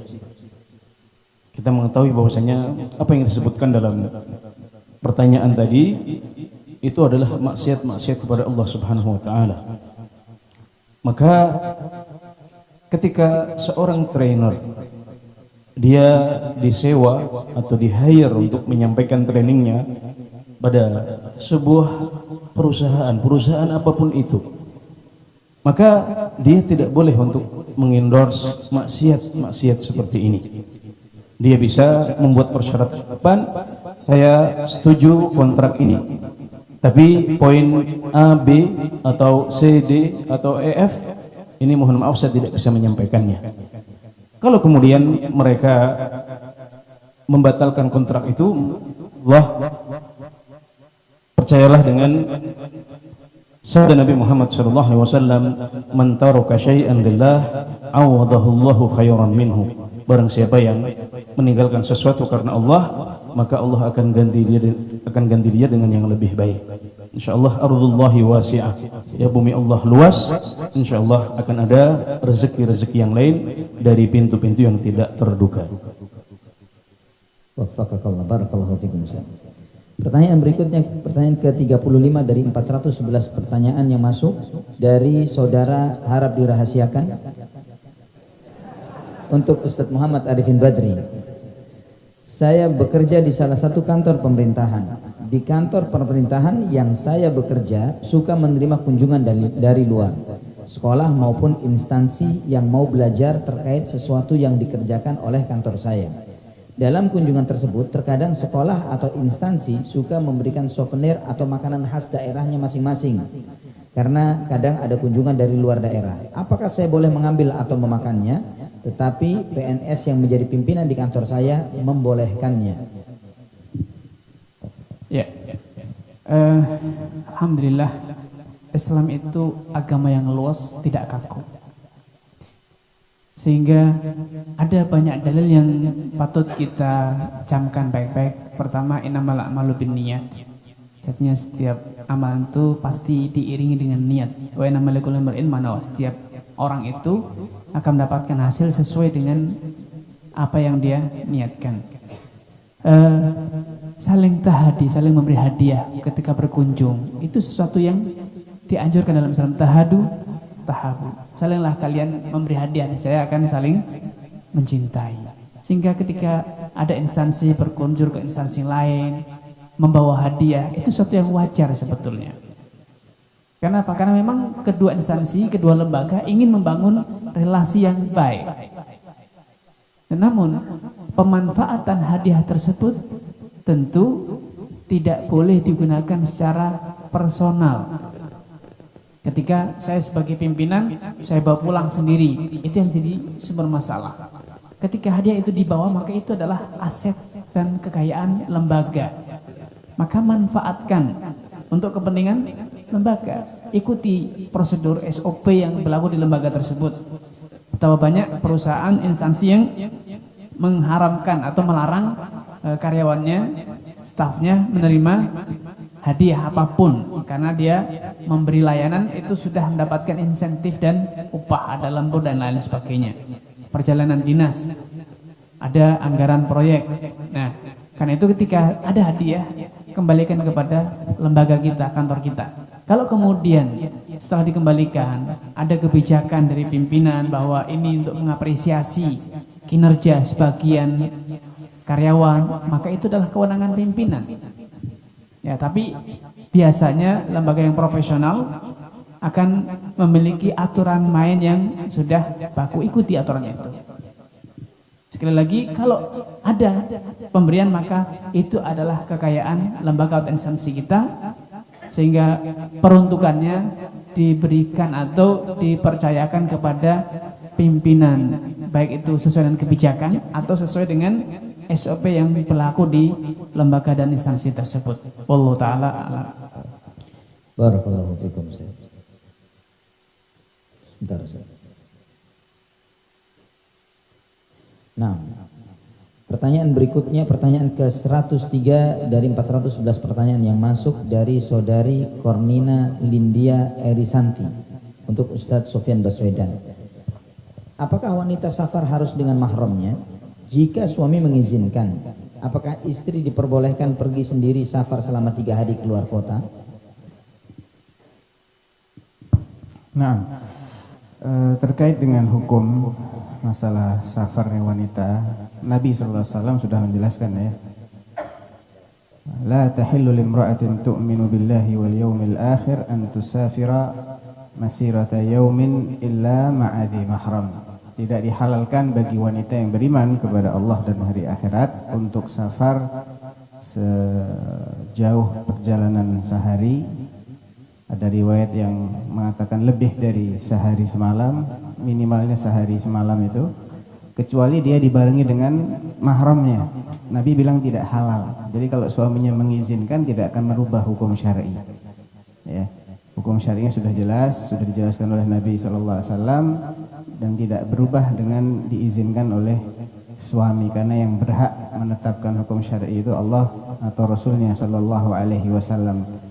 Ya, selagi tidak dalam keadaan darurat, ya, tidak dalam keadaan darurat yang mengharuskan seseorang untuk safar kalau tidak dia akan menghadapi madarat yang sangat besar, mengancam jiwanya, mengancam hartanya, keamanannya. Selagi tidak dalam keadaan seperti itu, maka yang berlaku adalah hukum asal, yaitu tidak diperbolehkan wanita safar. Safar itu bukan cuman pergi. Kalau cuman pergi belum tentu itu safar. Jadi safar ya yang masuk kategori safar, yang oleh jumhur diberi penjelasan tentang jaraknya sekitar 70 sampai 80-an kilometer jarak tempuhnya. Itu namanya safar. Kalau tidak seperti itu maka bukan safar. Tapi kalau masuk kategori safar maka Nabi SAW mengatakan tidak halal, berarti nggak boleh. Nah, Allah ibarik fiik. Pertanyaan selanjutnya, pertanyaan ke-381 dari 418 pertanyaan yang masuk dari Al-Akh Abdul Jauzi hafizahullah untuk Ustadz Nizar Sa'ad Jabal. Rumah warisan orang tua sangat besar. Ya, rumah warisan orang tua sangat besar, butuh bertahun-tahun menjualnya. Salah satu anak meninggal padahal ia ahli waris. Sekarang meninggalkan ahli waris baru, yaitu anaknya alias cucu orang tuanya. Apakah benar dibuat akta warisan secara beruntun mulai dari warisan orang tua, lalu akta warisan anak ke anaknya dan seterusnya, agar hak para cucu di tahun mendatang terjaga?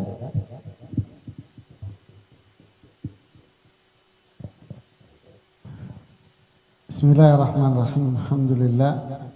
Salatu wassalamu ala Rasulillah wa ba'd. Kalau di perkuliahan bab waris ini paling sulitnya warisan, yang seringkali banyak mahasiswa menghindar dari bab ini. Ini ruwet bab. Tentu yang pertama yang dilihat adalah bentuk warisannya apa dulu. Kalau warisannya berupa aset yang tidak bergerak, maksud saya seperti rumah, tanah, dan sejenisnya, maka tentu permasalahan ini akan selesai dalam perhitungannya. Artinya, jika seorang pewaris wafat, dia meninggalkan aset yang cukup banyak sekali. Kemudian salah satu dari anaknya setelah itu wafat, tentu setelah pewaris. Setelah itu dia wafat. Dan asetnya masih banyak. Bisa jadi anak dari ahli waris yang ini, si A umpama. Bingung Anda. Ayah A, saya ambil contoh nama umpama, seorang ayah namanya Pak Budi umpama.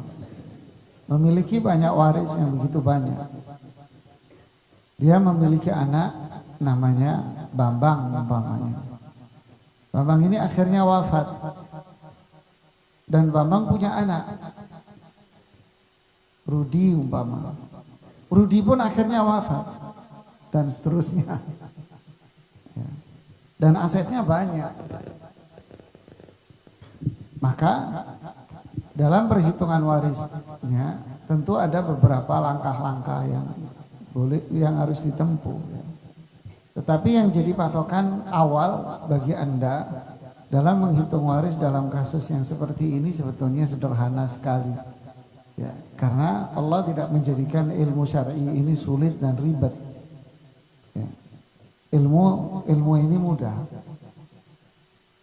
Yang jadi patokan awal adalah menghitung warisan dari para ahli waris pada mereka yang berada di barisan pertama.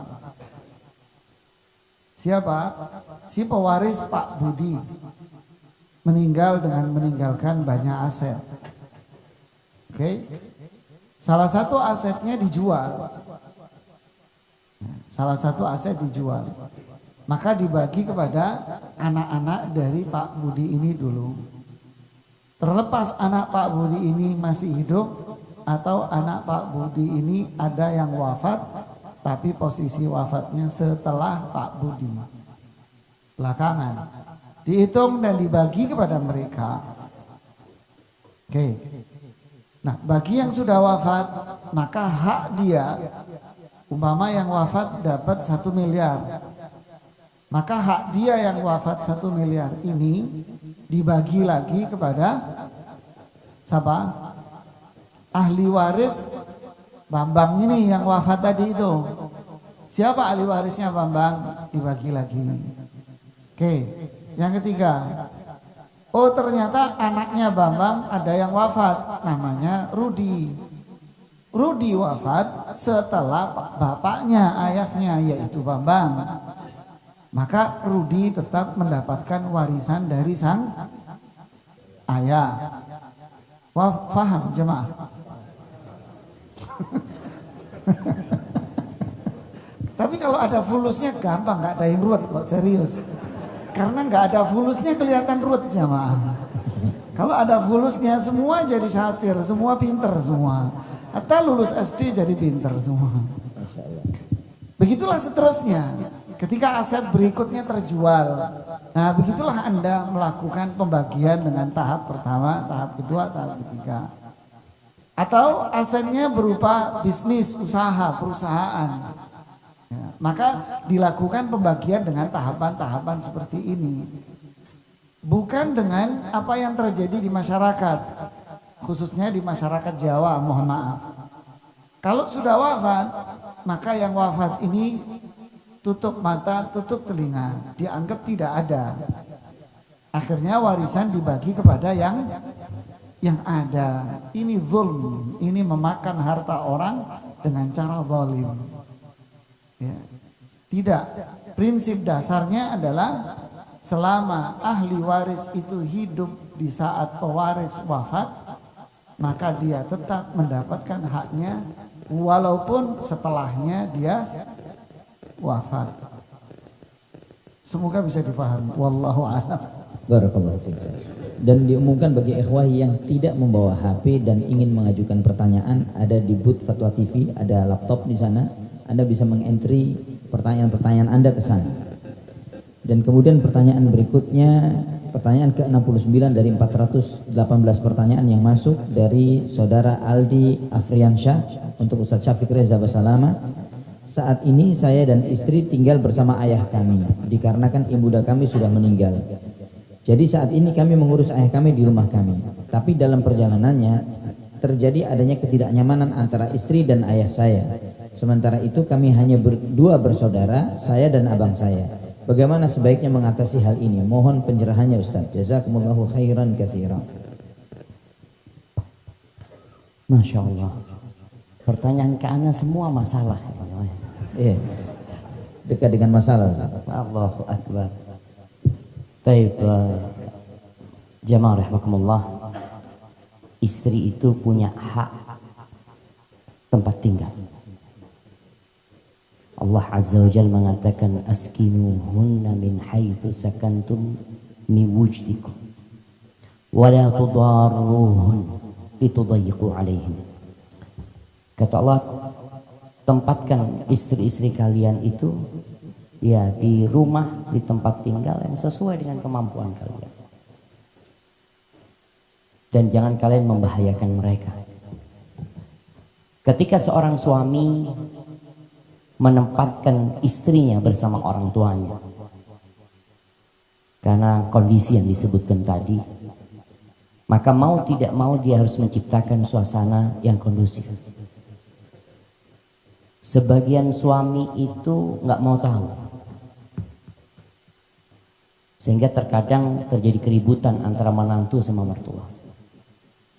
Atau boleh jadi masalah ada di menantu, ada di istrinya. Maka nasihat ana, antum harus menjadi penengah yang bijak.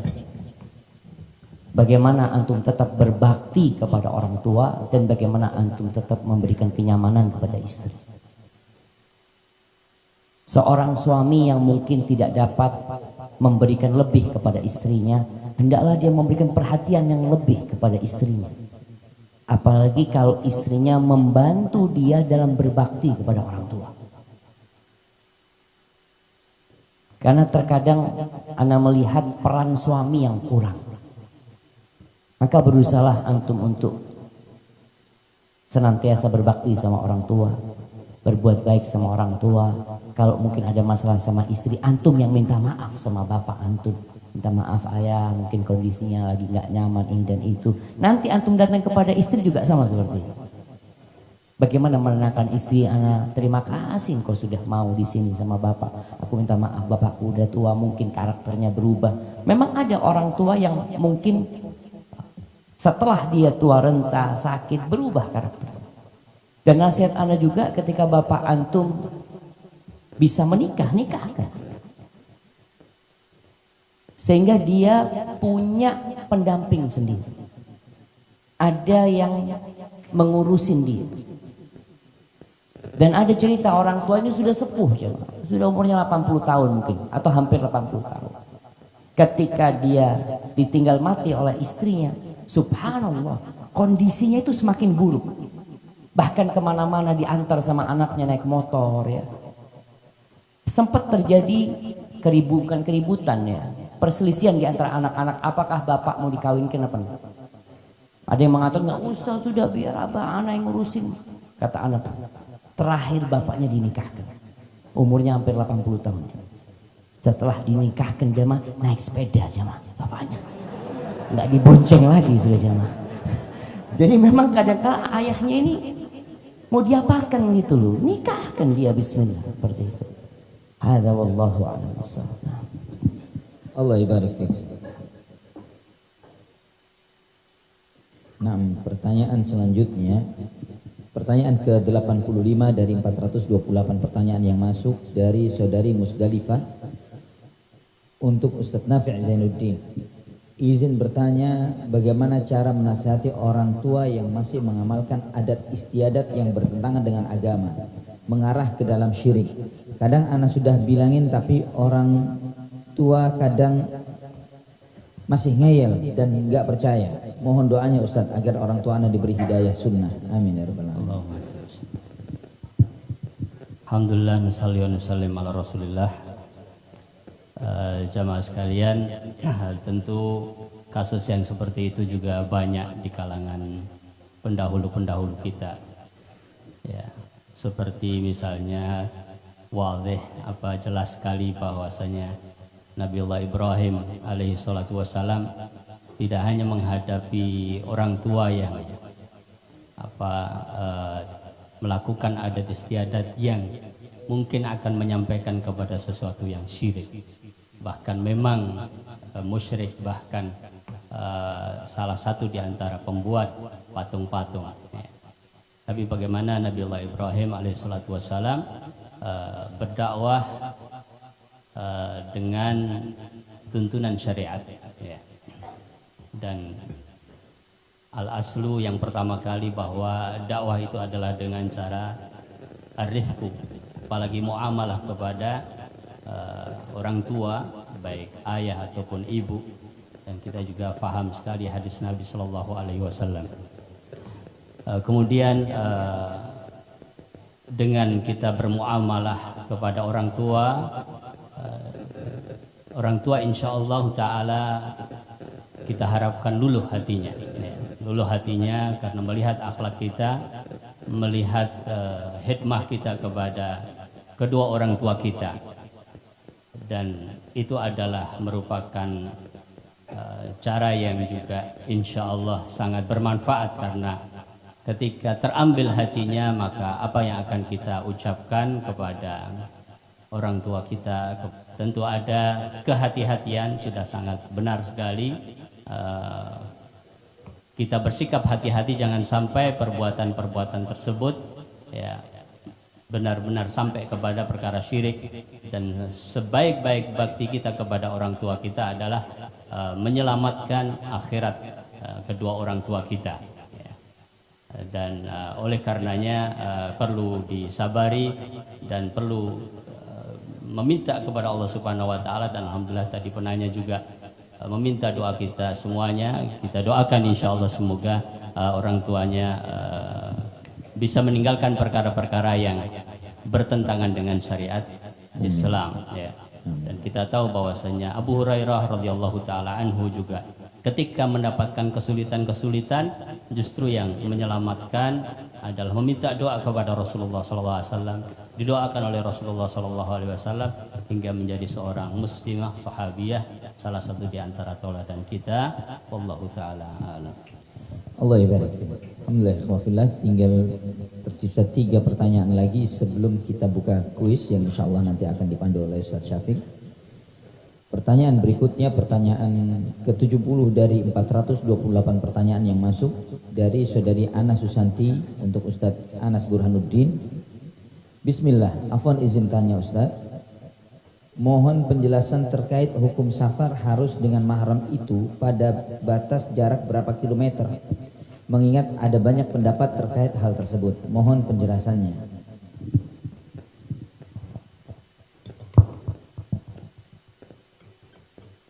Sebelumnya perlu menyampaikan bahwasanya masalah ini sudah ada produk fatwa dari DFPA, Dewan Fatwa Perhimpunan Al-Irsyad.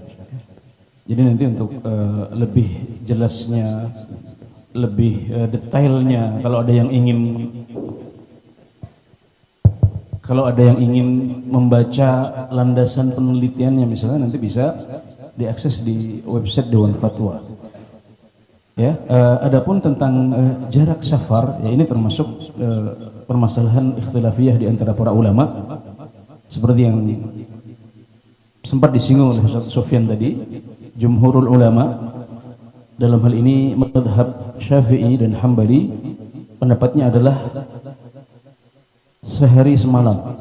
Nah, sehari semalam dengan unta pada zaman dahulu itu bisa menempuh jarak 80 km. Ya, madhab Maliki itu sebanyak 160 km 2 malam, dan madhab Hanafi 3 hari 3 malam, yakni 240 km kurang lebih. Tapi kalau kita merujuk kepada hadis-hadis Rasulullah SAW, kita akan dapatkan bahwasanya beliau mengqashar salat pada jarak 50 km, ada jarak 15 km, dan bahkan ada jarak hanya 5 km. Ini adalah akumulasi hadis dan athar yang sahih. Sebagian dari Nabi Muhammad SAW, sebagian dari para sahabat beliau. Maka kalau beliau mengqashar salat di jarak yang lebih pendek daripada 80 km, ini menunjukkan bahwasanya 80 km itu bukan batasan.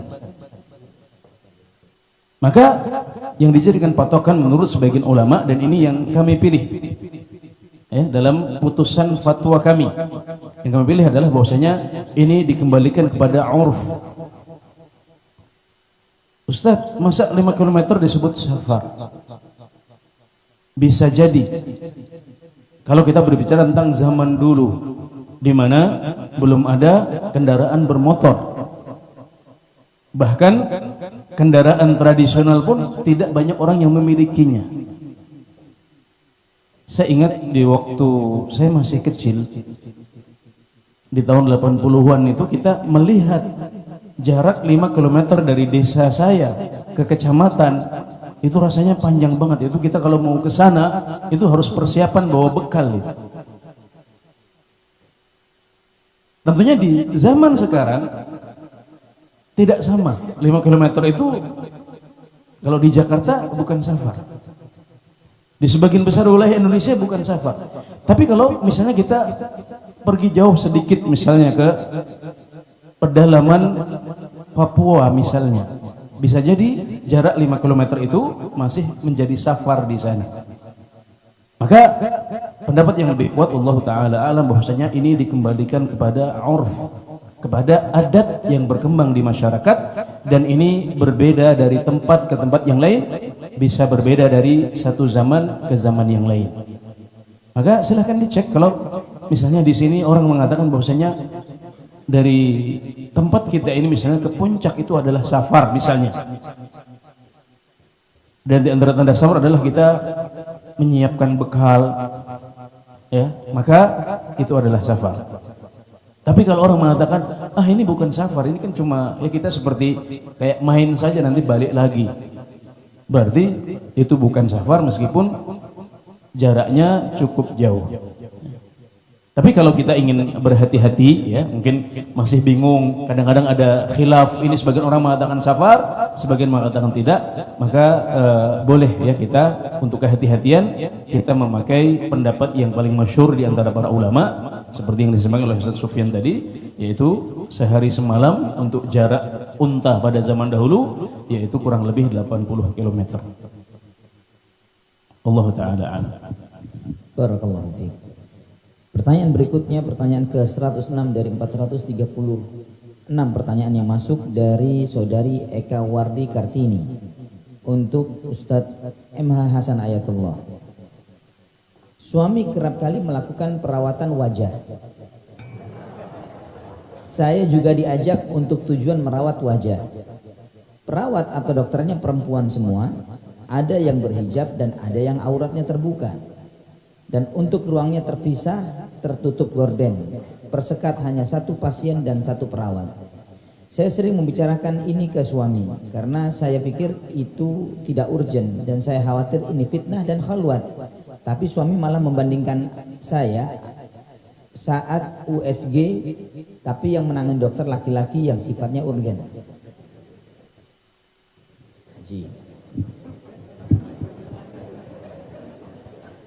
Iya,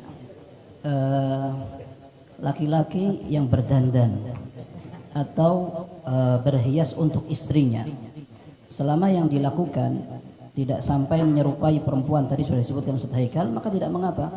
Pakaiannya wangi, disetrika, kemudian tidak compang-camping di depan istrinya, maka tidak mengapa. Sebagaimana sebuah athar yang dinukil dari Ibn Abbas, inni uhibbu an atajammala kama uhibbu an yutajammala li. Aku pengen berdandan untuk keluargaku sebagaimana aku pengen istriku berdandan untukku, dan ini bisa menjaga keutuhan dan keharmonisan rumah tangga.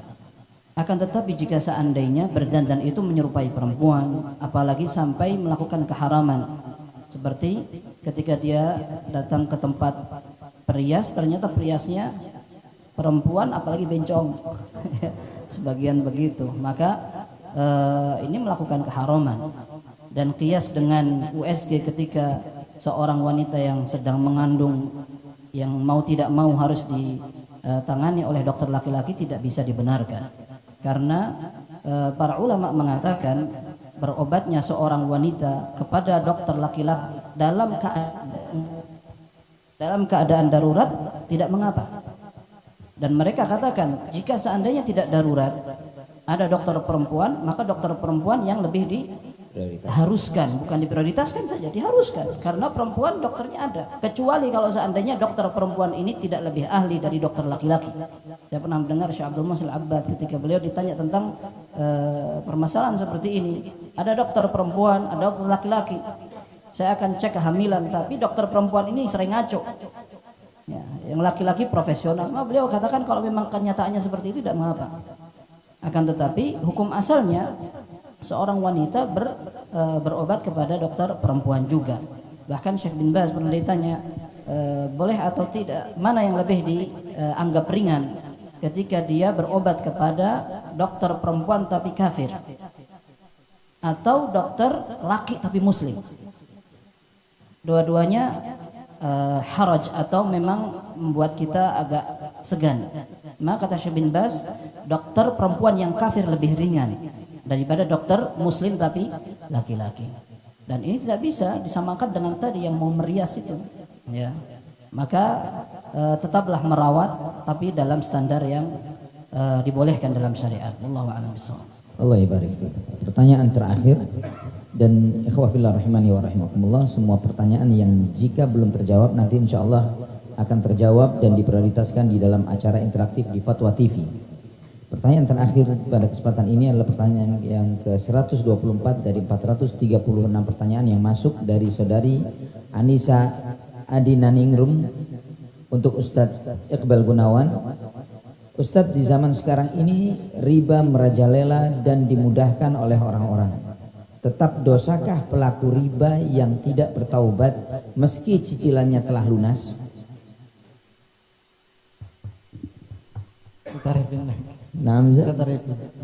Ustadz Arifin lagi. Atau Ustaz Irwandi aja. Tafadhol Ustaz Irwandi.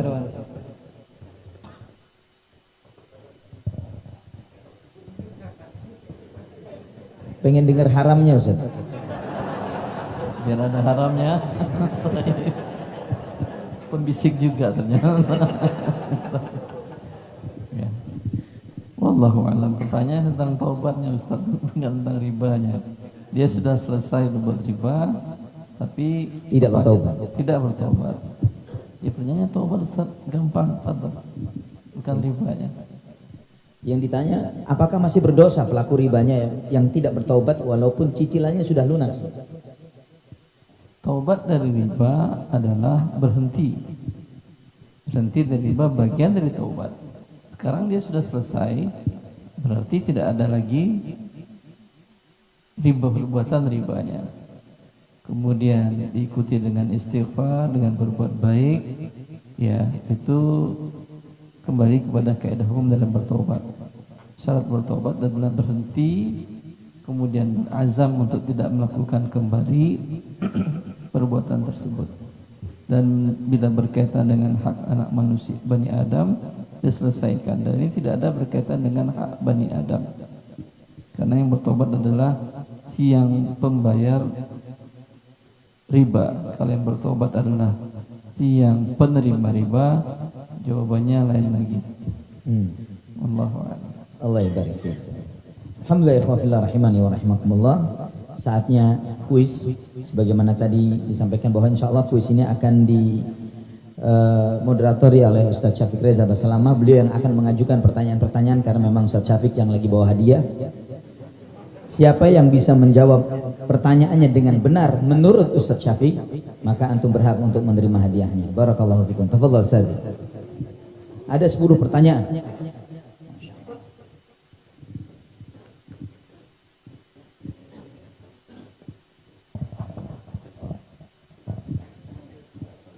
Pertanyaannya apa Ustaz? Bebas Ustaz. Tafadhal. Oke. Hadiahnya? Mana hadiahnya? Siap Ustaz. Nah, hadiahnya nggak ada, ntar.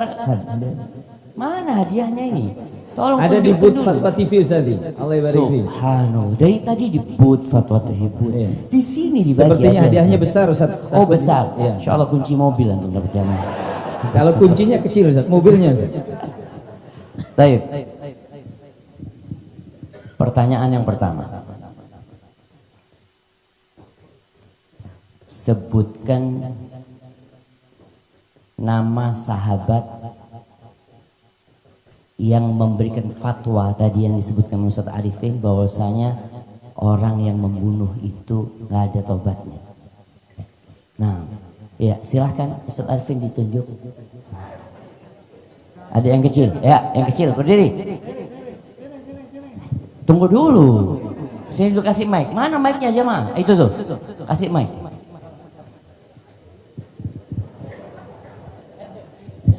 Assalamualaikum. Waalaikumsalam warahmatullahi wabarakatuh. Siapa namanya? Ibnu Abbas. Loh, namanya siapa? Namanya adik siapa? Barit Abdul Hakim. Oh, masya Allah, barakallahu fikum. Nama sahabatnya siapa? Ibnu Abbas. Ibnu Abbas, masya Allah. Kasih hadiahnya. Masa suruh ambil hadiahnya? Nggak kasih hadiahnya nih jemaah. Baik, nanti diambil hadiahnya. Nah, barakallahu fikum. Nanti atau sekarang Ustaz? Boleh sekarang. Sekarang diambil, bawa ke sini nanti hadiahnya. Kita mau tahu apa hadiahnya.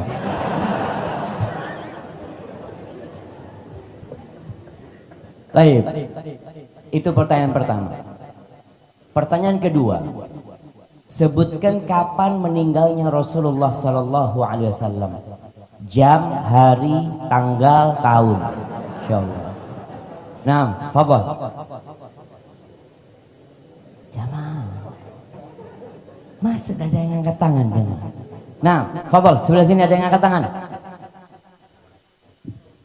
Tunggu dulu ambil mic-nya.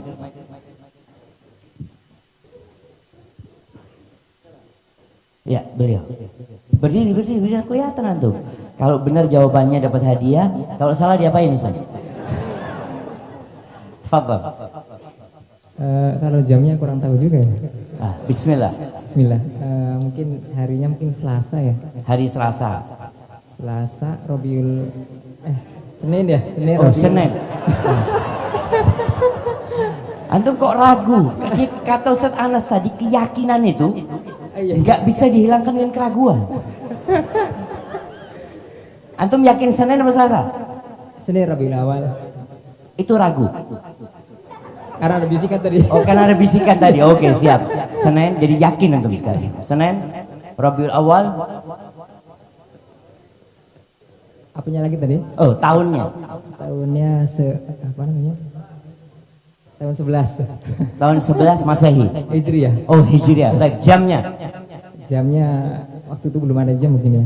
Waktu apa? Waktu itu belum ada jam jadinya enggak. Baik, barakallah. Jamnya kayak sekarang ini mungkin sebelum duhur atau setelah itu. Baik, barakallahu fiikum, jazakallahu khair. Hadiahnya antum ambil, antum bagikan kepada yang bantu antum jawab. Oh, gitu. Nah, jazakallahu khair. Baik, kasihkan mic-nya. Baik, pertanyaan yang ketiga. Sebutkan 9 istri Nabi Muhammad SAW yang Nabi meninggal mereka masih hidup. Oh, emak-emak. Ya, mic kasihkan ke emak-emak.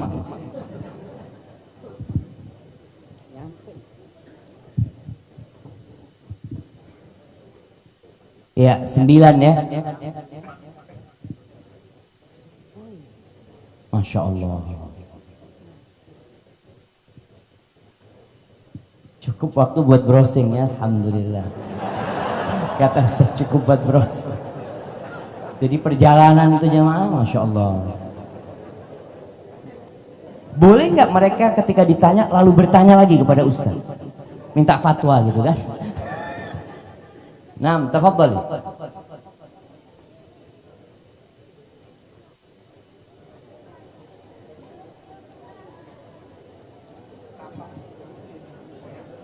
Masya Allah.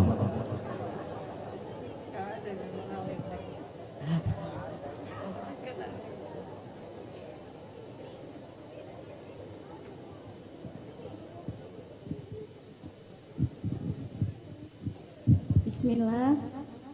Assalamualaikum. Waalaikumsalam warahmatullahi wabarakatuh. Jawabannya Aisyah, Aisyah, Sofia, Sofia, Ummu Salamah, Ummu Salamah, Zainab. Zainab. Zainab siapa? Zainab. Zainab bintu Jahsh. Iya, Zainab. Terus Siapa lagi? Sofia. Udah Sofia tadi, ulangin Sofia. Hafsah. Hafsah. Baik, cukup sekarang sudah. Dapat hadiah 5. Nah, yang mau ngelengkapin kasih hadiah juga. Mak-mak sana. Nah, yang mau ngelengkapin. Bismillahirrahmanirrahim. Hafsah, Juwairiyah, Hafsah, Juwairiyah, Maria Kiptiah. Maryam Al-Kiptiah. Maria Al-Kiptiah. Iya. Nggak masuk istri Nabi sebenarnya. Baik. Sudah. Sudah? Cukup Ustaz. Baru 2 dapatnya, kan kurangnya 5. Maimunah. Maimunah. Terus Ummu Habibah. Ummu Habibah, Masya Allah. Satu lagi. Satu lagi. Salah. Yang paling tua. Ummu Salamah. Ummu Salamah udah tadi. Ummu Salamah udah. Khadijah. Khadijah. Enggak, bukan. Iya, Afan. Nah, siapa? Ustaz siapa? Udah cukup Ustaz. Saudah. Saudah. Oke, Saudah, Masya Allah. Kayaknya kerja kelompok yang belakang sisi. Barakallahu fiik. Baik, satu lagi pertanyaan buat yang emak-emak di belakang. Tadi dapat, iya, dapat tuh. Oh, kan 2, Ustaz. Dua-duanya dapat hadiah nih, Ustaz. Masya Allah. Baik, mereka boleh kerjasama, bapak-bapak nggak boleh kerjasama. Karena mereka memang dianjurkan kerjasama. Antum sendirian bekerja. Gimana sih antum ini cuma? Sahih. Baik, pertanyaannya sebutkan nama putri-putri Nabi Muhammad SAW. Bapak-bapak angkat tangan, mama. Ini buat mereka yang di belakang jemaah. Silakan ibu-ibu, ibu-ibu dulu. Bismillah. Fatimah Az-Zahra. Fatimah Az-Zahra. Ummi Kulsum. Ummi Kulsum. Ruqayyah. Ruqayyah. Zainab. Masya Allah, Zainab. Terus bukan kurang satu. Siap, sudah cukup jemaah. Masya Allah, barakallahu fiik. Baik, kembali kepada bapak-bapak yang ada di sini. Pertanyaan nomor 6 dari 10 pertanyaan. Masya Allah. Hah? Oke, kata Ustaz Anas, sebutkan nama putra-putra Nabi Muhammad sallallahu alaihi wasallam. Ya, yang nah, silahkan. Mana mic-nya jangan?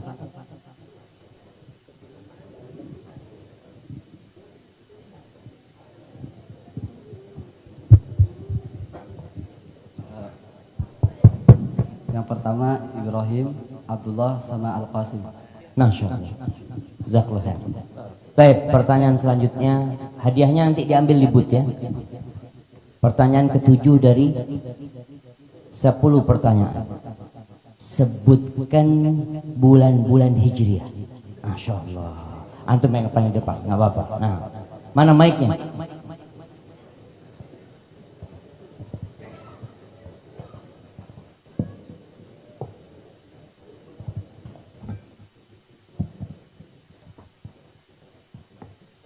Assalamualaikum.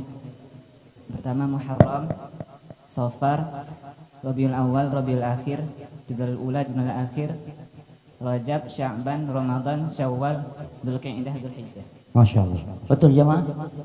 Alhamdulillah. Habis sudah pertanyaannya. Tinggal berapa? 2 lagi, 9 dari 10 pertanyaan. Ana serahkan ke Ustaz Arifin kayaknya Ustaz. Fadhol Ustaz. Karena ini temanya Dewan Fatwa, sebutkan nama ketua Dewan Fatwa kita. Masya Allah. Yang kecil boleh.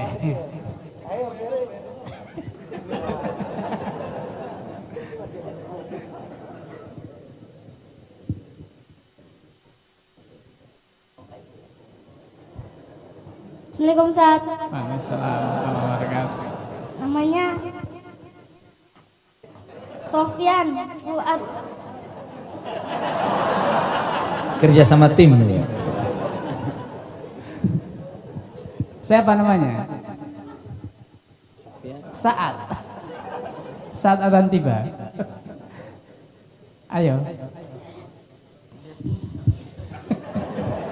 Sofyan Fuad Baswedan. Masya Allah, Masya Allah. Akhirnya dikenal juga. Tapi ini pertanyaan terakhir.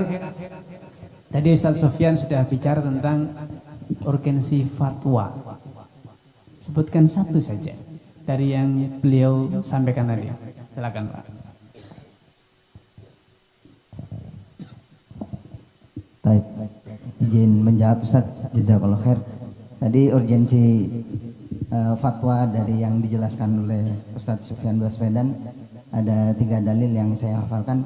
Yang pertama, la taskunanna baladan laisa fihi aliman wala tabiban. Cuma dalil yang kedua, al ilmu qala Allah wa qala Rasul. Insyaallah. Yang ketiga, hajatun nas ilal barakallahu fiik, athabakumullah, wafaqakumullah. Alhamdulillah. Kalau boleh dikasih bonus hadiahnya tambahi ziyadah, karena ngasih bonus jawaban Ustaz. Allah ibarik fiik. Alhamdulillah ikhwah fillah rahimani wa rahimakumullah. Seluruh rangkaian acara kita pada kesempatan hari ini alhamdulillah kita selesaikan, dan alhamdulillah dengan 10 kuis dan 10 hadiahnya insyaallah antum bisa terima. Dan sambil menunggu waktu untuk sholat zuhur, insyaallah antum masih memiliki kesempatan untuk bisa berwudu dan yang lain sebagainya. Kita memohon kepada Allah Subhanahu wa taala Ar-Rahmanur Rahim. Semoga Allah Subhanahu wa taala menjadikan pertemuan ini pertemuan yang diberi rahmat oleh Allah Subhanahu wa taala. Kita mendapatkan ilmu yang bermanfaat dan berbuah amal yang saleh, dan semakin menumbuhkan semangat kita untuk talabul ilm, menumbuhkan semangat kita untuk ta'awun 'alal birri wat taqwa, tolong menolong dalam kebajikan dan ketakwaan, menumbuhkan semangat kita untuk selalu menjaga ukhuwah satu dengan yang lainnya, antara asatidzah, antara talabatul ilm satu dengan yang lainnya. Semoga Allah Subhanahu wa taala memberkahi kita semuanya. Kita tutup dengan doa kafaratul majlis. Subhanakallahumma wa bihamdik asyhadu an la ilaha illa anta astaghfiruka wa atubu ilaik. Wassalamu alaikum warahmatullahi wabarakatuh.